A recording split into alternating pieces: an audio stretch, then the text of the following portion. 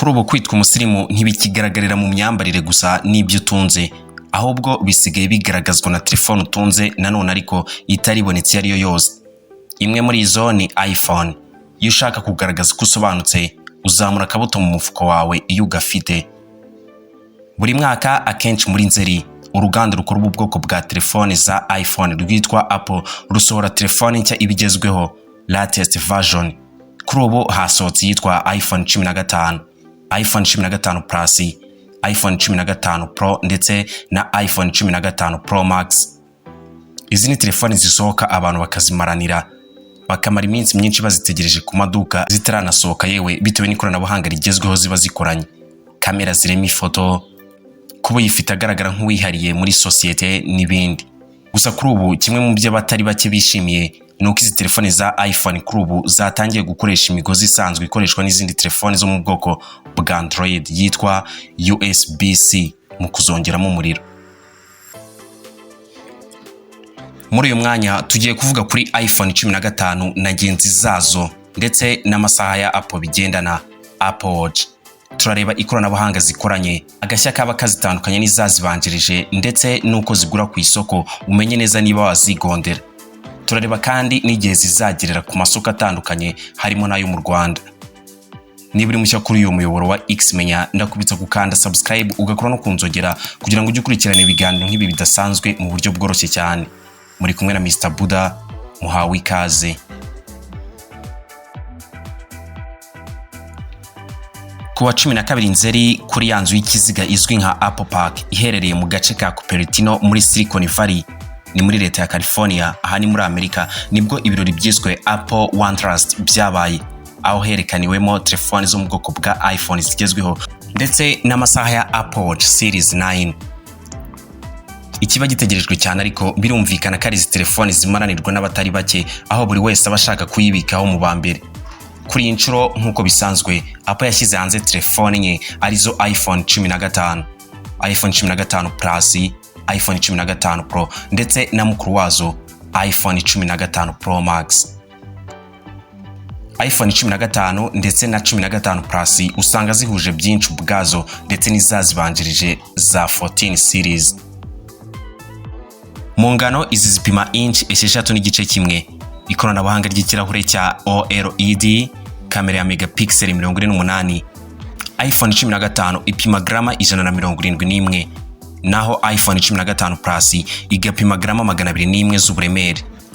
Yaba ari iPhone 15 ndetse na 15 Plus zifunitswe inyuma muri aluminium, zikagira ceramic shield izifasha kudashishuka, guhunguka cyangwa kwangirika mu buryo bworoshye.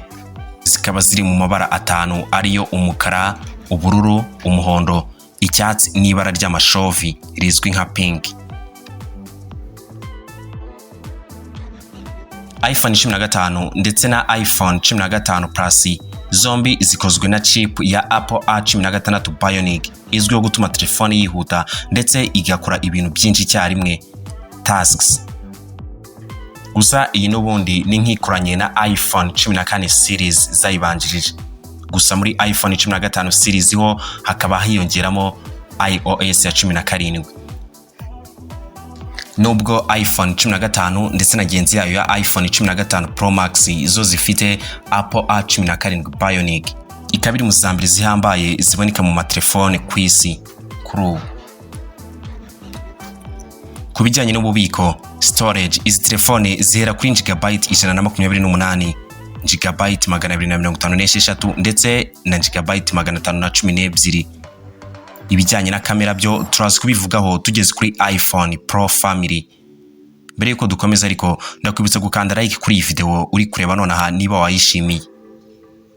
Nk'ibisanzwe ibirenze byose Apple ibigenera iPhone Pro ndetse na iPhone runaka Pro Max biba bigezweho icyo gihe, hamwe na iPhone 15 Pro ndetse na iPhone 15 Pro Max zo zirihariye cyane, aho kuba aluminium ahubwo zo zifunitswe mu cyitwa titanium izirinda inyuma, zigashashagirana kandi zitaremereye ndetse zikagaragara neza cyane inyuma, bigatuma zisa nkaho zorohereye cyane ugereranyije n'izazibanjirije.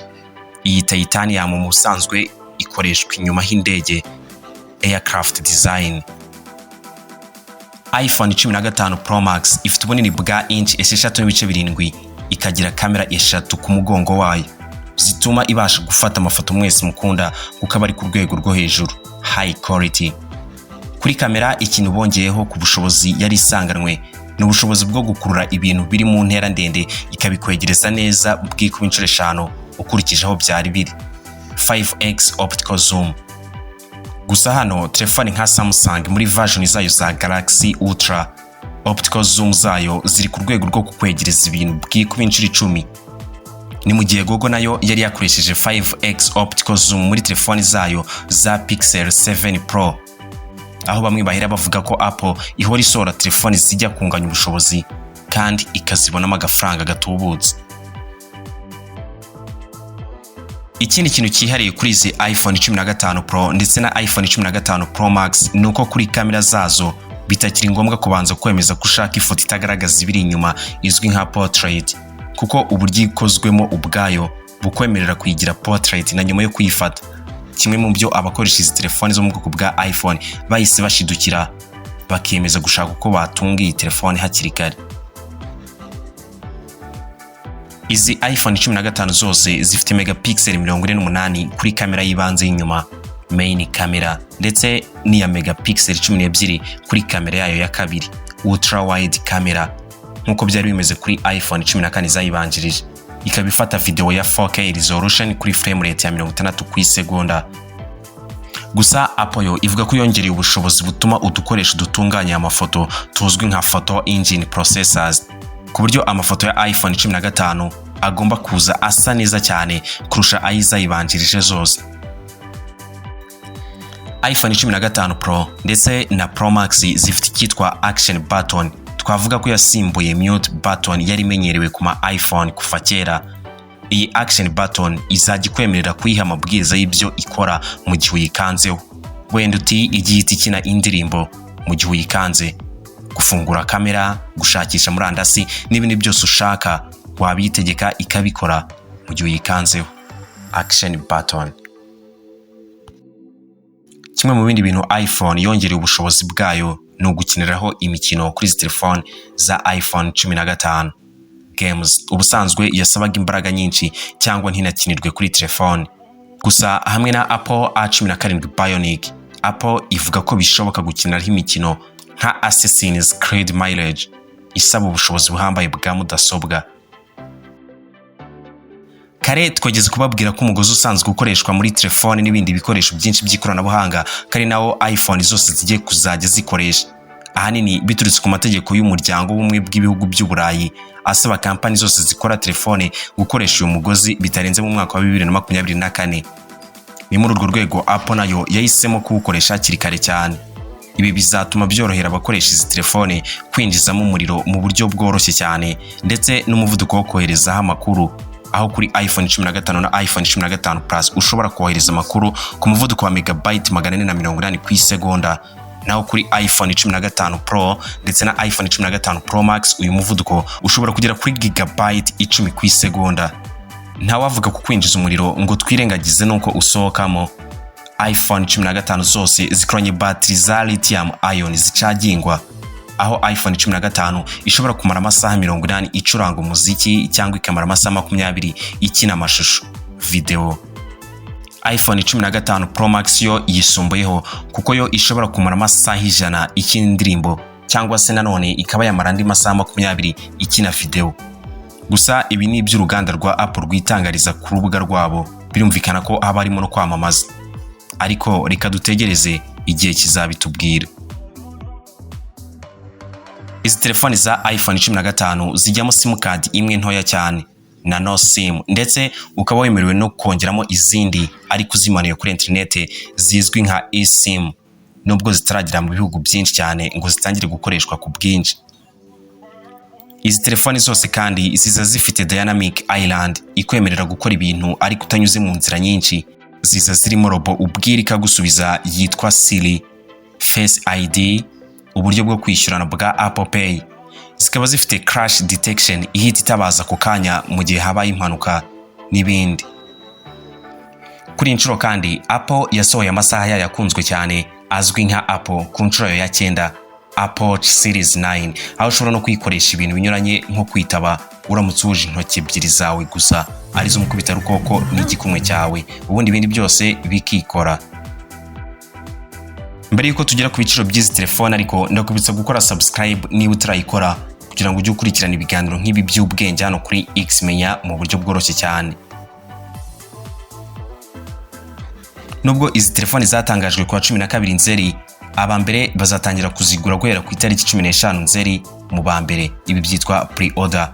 Hanyuma zitangira gucuruzwa ku masoko muri rusange guhera kwa 22 Nzeri mu 2023. Kubijyanye n'ibiciro, iPhone 15 igurwa guhera ku madolari 799, naho iPhone 15 Plus yo igatangirira ku madolari 899.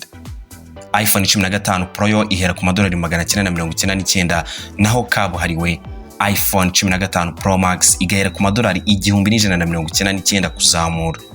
Aha ibiciro binyurana hanini bitewe n'ububiko cyangwa storage zayo. Nk'urugero, iPhone 15 ifite storage ya gigabyte 128 ibitandukanye mu gaciro na iPhone 15 ariko ifite storage cyangwa ububiko bwa gigabyte 512. Ese wowe urateganya guhaha ihe bitewe n'uko uhagaze mu mufuko? Mutubwire muri comment. Nubwo bimeze bityo ariko Apple bigaragara ko nubwo itaba yahinduye byinshi kuri telefone nshya izanye ku isoko, ihita itesha agaciro izari zisanzwe, yaba ari ukuzihanantura mu biciro, kureka gukora zimwe ikazivana ku isoko n'ibindi byose byatuma wumva ugomba gutunga version igezweho. Nk'urugero, ubwo iPhone 14 series yasohokaga muri 2023, Apple yahise hagarika ikorwa rya iPhone 13 Pro Max yari yayibanjirije kandi nayo yari gishoboye. Gusa ariko ntizifana ku isoko burundu kuko abantu baba bakizifite abandi bakizigura, ariko nta zindi cyo yongera gukora, ibintu bihatira benshi kureka iPhone bari basanzwe bafite bakaba bazitanga kugira ngo babone iPhone nshya zigezweho. Ese nawe nuko bigenza?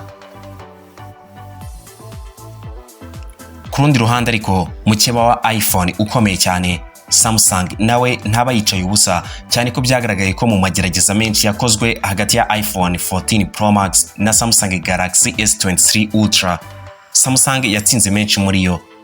Ni mu gihe kandi pixel za Google zizwiho kurema ifoto mu buryo budasanzwe nazo kuri ubu rugeretse na iPhone. Mu minsi yashize bwo kandi leta y'Ubushinwa yabujije abakozi ba leta kongera gukoresha telefone z'ubu bwoko bwa iPhone, kandi Ubushinwa ni umukiriya w'imena cyane wa iPhone. Ibintu byatumye company ya Apple ihita ihomba biliyoni 200 z'amadolari kubera iryo tangazo gusa. Ese wowe urabona Apple na iPhone zayo bizakomeza kwambara ikamba rya telefone nziza kandi zishoboye cyane kurusha izindi zose, kandi Apple igakomeza kuba ikigo nomero ya mbere gikize cyane kurusha ibindi byose bikora ubucuruzi ku mubumbe, cyangwa Google na Samsung bishobora kuzayisingira yewe bikaba byanayanikira? Mutubwire uko mubitekereza muri comment. Niba kunze iki kiganiro wakanda like kuri iyi video, kora subscribe ukore no kunzogera kugira ngo ujye ukurikirana ibiganiro nk'ibi by'ikoranabuhanga kimwe n'ibindi byose tubategurira bidasanzwe mu buryo bworoshye cyane. Wowe ufite ikibazo, igitekerezo, inyunganizi cyangwa ikindi cyifuzo cy'ibyo twazabagezaho ubutaha, mwatwandikira muri comment. Mwari kumwe na Mr. Buddha, Imana ibahezagire.